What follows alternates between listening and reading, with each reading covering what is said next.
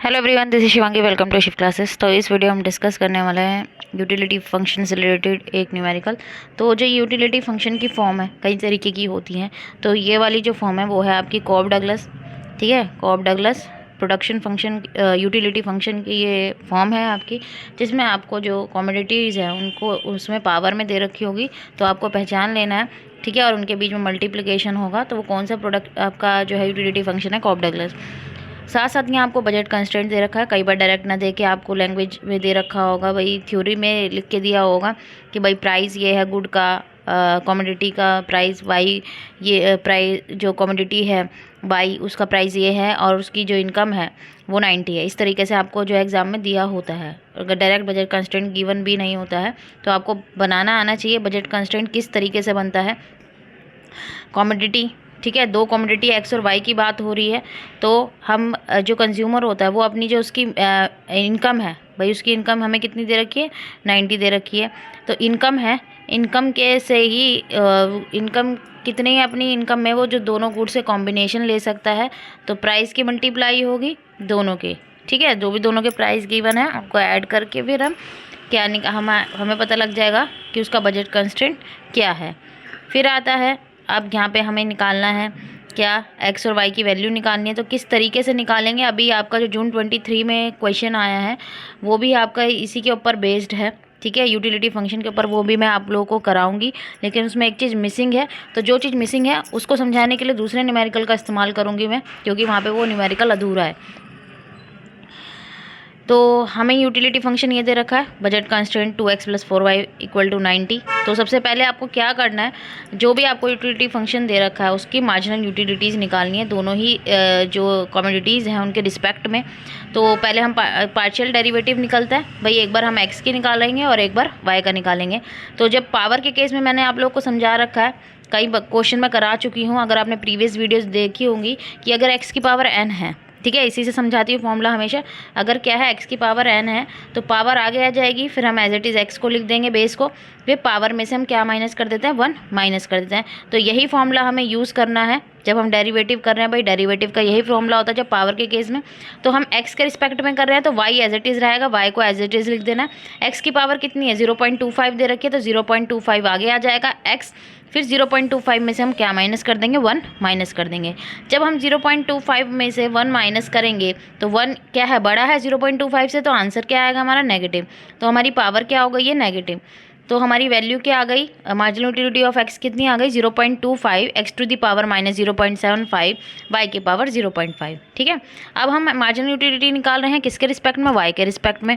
तो y के respect में कर रहे हैं तो x एज इट इज़ रहेगा, देखो x एज इट इज़ है, x की पावर 0.25, y की पावर कितनी है 0.5, तो वो 0.5 मैंने आगे लिख दिया है, ठीक है। और फिर पावर में से हमें क्या माइनस करना है, 1 माइनस कर दिया। तो यहाँ भी पावर क्या आ जाएगी, नेगेटिव आ जाएगी, क्योंकि 1 बड़ा है, ठीक है, नेगेटिव वाली डिजिट बड़ी है और पॉजिटिव वाली छोटी है। अब हमारी इक्विलिब्रियम कंडीशन क्या होती है, mu(x) अपॉन में px, ठीक है, मार्जिनल यूटिलिटी ऑफ x और अपॉन में price of x equal to marginal utility of y divided by price of y, ठीक है, कमोडिटी y जो है।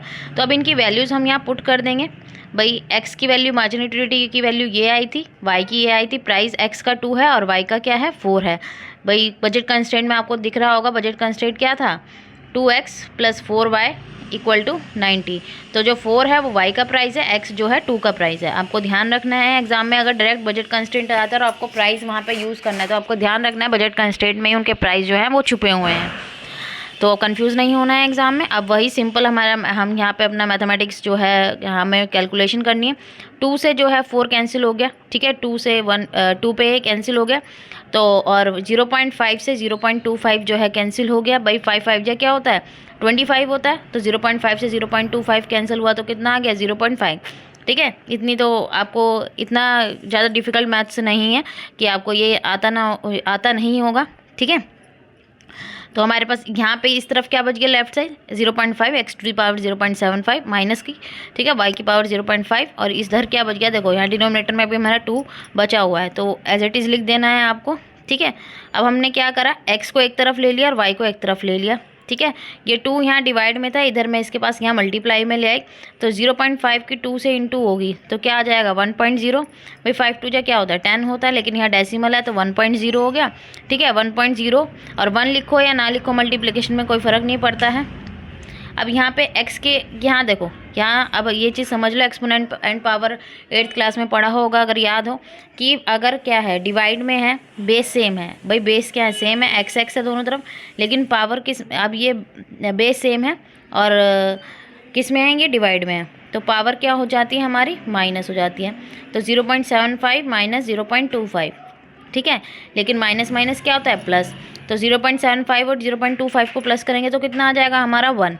ठीक है, और माइनस माइनस प्लस होता है, साइन किसका आता है नेगेटिव का, क्योंकि हमारी नेगेटिव वाली डिजिट यहाँ बड़ी है। इसी तरीके से यहाँ पे भी ये दोनों किस में है डिवाइड में, बेस सेम है, तो भाई 0.5 पहले से ही माइनस में है और फिर फॉर्मूले की वजह से नेक्स्ट वाला 0.5 भी नेगेटिव हो जाएगा क्योंकि माइनस होना है, तो 0.5 प्लस होंगे तो कितना आ जाएगा 1 ही आ जाएगा। ठीक है, तो 1.0 मैंने यहाँ लिख दिया है, भाई डेसिमल है तो इसीलिए मैंने यहाँ लिख दिया है।